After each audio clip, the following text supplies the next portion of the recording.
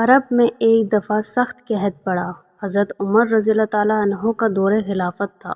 آپ نے عہد کر لیا کہ جب تک گھی، دودھ اور گوشت عام طور پر بازار میں نہ فروخت ہونے لگے اور غریب آدمی پیٹ بھر کر کھانے اور پینے نہ لگے، میں یہ چیزیں استعمال نہیں کروں گا۔ کچھ عرصے بعد بازار میں کچھ دودھ اور گھی آیا۔ ان کا خادم یہ چیزیں لے کر آیا۔ انہوں نے یہ دیکھا تو پوچھا، یہ کہاں سے لائے ہو؟ خادم نے کہا کہ حضرت، اب آپ کا عہد پورا ہو گیا۔ حضرت عمر رضی اللہ تعالیٰ عنہ نے فرمایا کہ میرا عہد ابھی پورا نہیں ہوا۔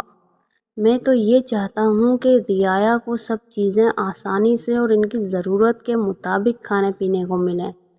اس کے بعد میں اسے استعمال کروں گا۔ خواہ مخواہ مجھے پریشان نہ کرو۔ یہ چیزیں اٹھا کر لے جاؤ اور لوگوں میں تقسیم کر دو۔